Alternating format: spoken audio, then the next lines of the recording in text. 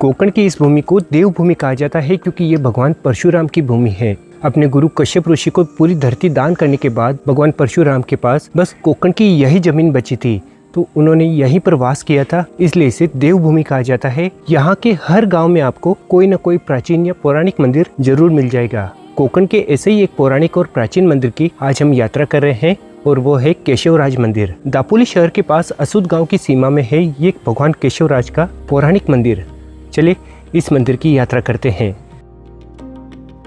केशवराज मंदिर आने के लिए आपको सबसे पहले दापोली शहर आना पड़ेगा।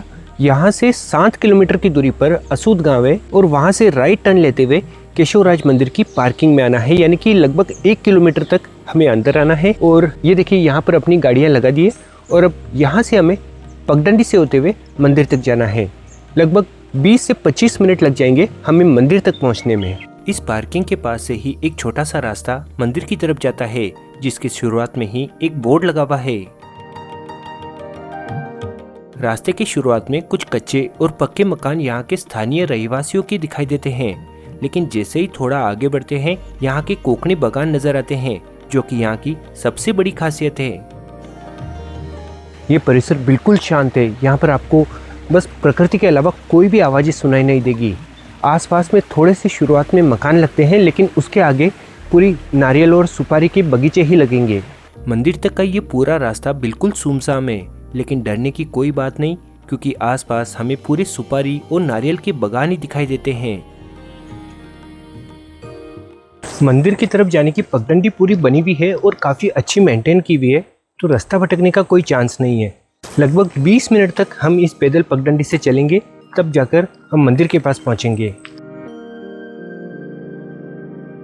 ये पूरा रास्ता बहुत ही सुंदर है, बिल्कुल शांति है। यहाँ पर पास में एक नदी के बहने की आवाज़ आ रही है और केवल पशु पक्षियों की आवाज़ें यहाँ पर आ रही है।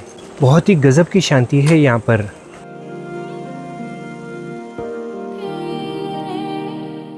यहाँ पर एक एक पेड़ इतने ऊंचे हैं कि हमारी पूरी गर्दन 90 डिग्री पर घुमानी पड़ती है, तब जाकर हम इनके पत्ते देख पाते हैं।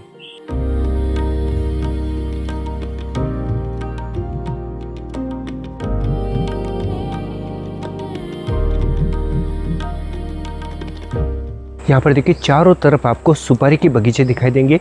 हालांकि बीच में आम और फनस के भी पेड़ है, लेकिन सबसे बड़ा उत्पादन यहाँ पर सुपारी का ही लिया जाता है। इन पेड़ों पर से ये सुपारी किस तरह से तोड़ते हैं पता नहीं, लेकिन इतने पतले पेड़ पर किस तरह से चढ़ा जाता है ये टेक्निक इनके पास ही है। काय याच्यावर सुपारी कसं तोडतात? एक लांब काठी असते मांडग्याची. अच्छा, हां, त्याला कोयती मारायची. त्याला कोयता बनता, हा कोयता. हां, आणि ते मग ओढायची. अच्छा, त्याला ओढायची त्याला. 10-12 फूट काय चढते ओढायचा. हां, म्हणजे चिंचल ओढायची. अच्छा, त्याला धरून ओढायची, ते कोयत्यानं त्याला कट करायचं. अच्छा, म्हणजे इतक्या उंच झाडावर कसं चढायचं?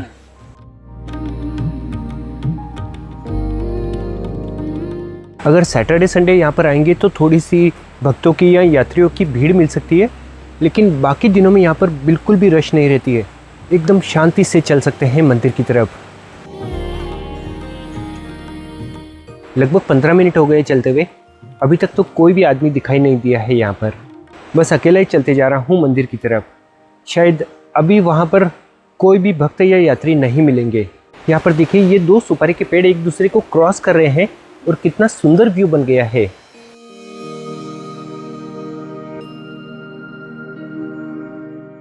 थोड़ी दूर चलने पर वापस नीचे की ढलान लग जाती है और इस तरफ आप देखिए एक नदी के प्रवाह की आवाज़ ज़बरदस्त आ रही है। ये नदी यहाँ से केवल 7 किलोमीटर आगे जाके समुद्र में मिल जाएगी।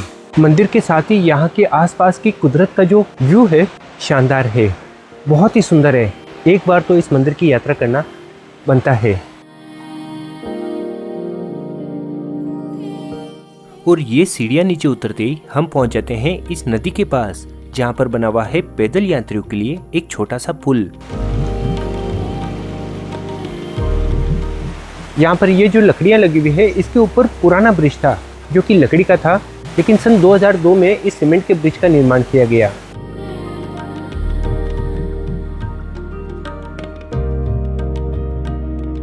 इस नए ब्रिज की वजह से मंदिर तक पहुंचना काफी आसान हो गया है।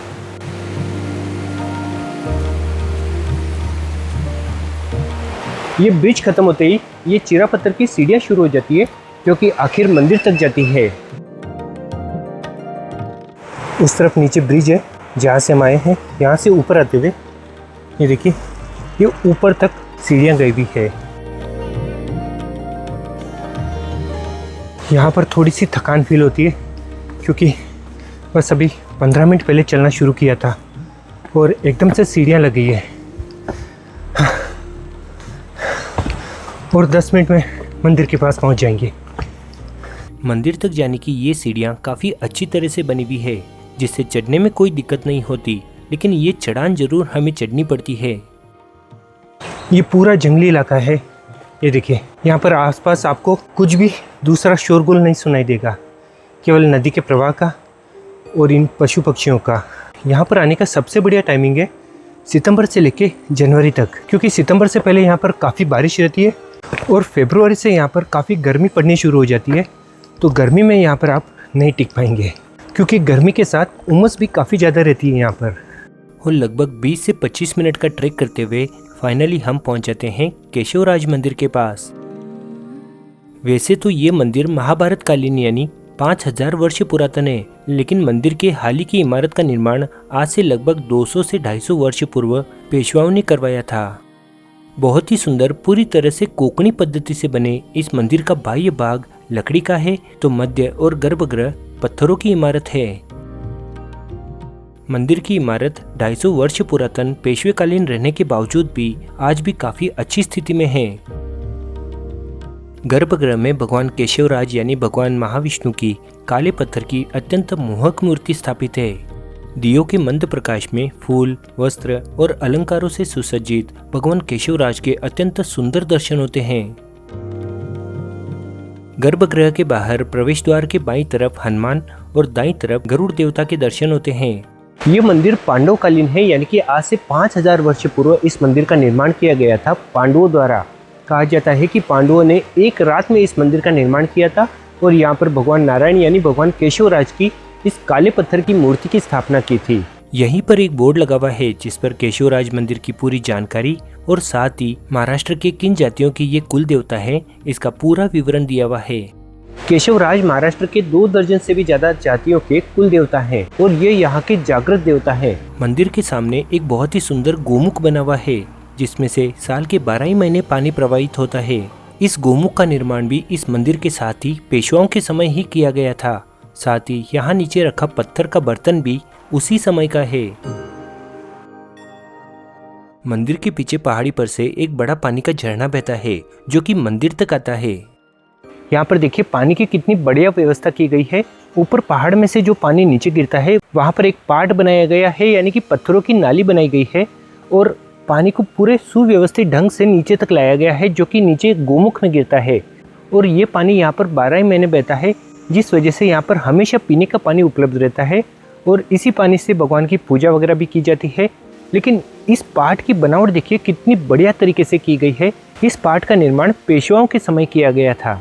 हालांकि हम बिल्कुल नज़दीक नहीं जा सकते क्योंकि यहाँ पर रास्ता बंद किया हुआ है। शनिवार और इतवार के अलावा यहाँ पर बिल्कुल भी भीड़ नहीं रहती है, तो आप बाकी दिनों में आएंगे तो एकदम शांति का अनुभव महसूस करेंगे। मंदिर के आसपास घने जंगलों के साथ ही सुपारी और नारियल के काफी बड़े बागान भी दिखाई देते हैं। साथ ही यहाँ पर कई सारे सैकड़ों वर्ष पुराने पेड़ हैं जिनकी ऊंचाई 100 फीट से भी ज्यादा है।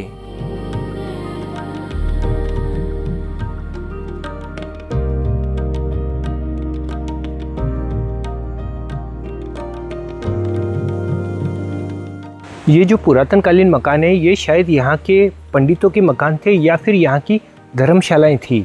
इन दो में से ही कुछ एक रह सकता है। हालांकि अगर पंडितों के मकान थे तो ये सारे नीचे शिफ्ट हो चुके हैं सड़क के पास में, और धर्मशालाएं ये पुरातन बंद हो चुकी है क्योंकि होटल व्यवस्था काफ़ी अच्छी हो चुकी है आसपास में। चलिए अब यहाँ से वापस नीचे उतरकर वापसी की यात्रा शुरू करते हैं।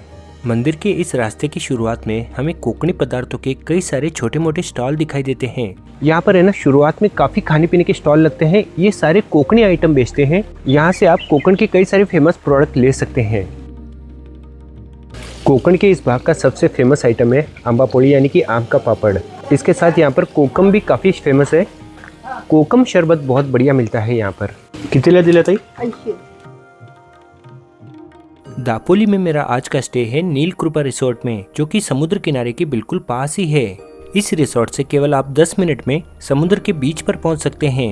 कोकण अपने प्राकृतिक सौंदर्य के साथ ही यहाँ के अपने टिपिकल कोकणी खाने के लिए भी काफी प्रसिद्ध है, और वो भी काफी वाजिब दाम में।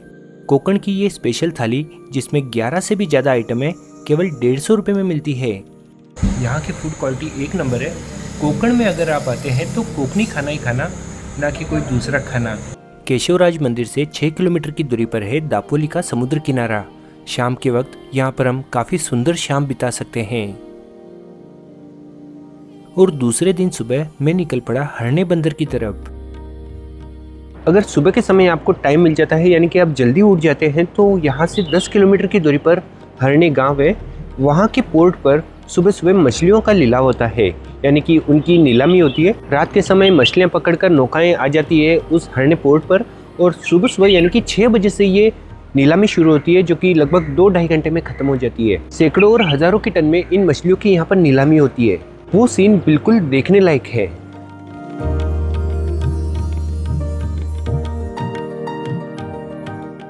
यहाँ पर है ना कई ऐसे रिसोर्ट है जो कि समुद्र के बिल्कुल तट पर ही है, तो यहाँ पर बैठकर आप मस्त समुद्र के इन लहरों का आनंद ले सकते हैं। सुबह के समय इन रेस्टोरेंट में बैठकर बस चाय पीने का मज़ा ही अलग है, क्योंकि इस तरफ हम चाय पी रहे हैं और इस तरफ ये देखिए समुद्र की लहरें।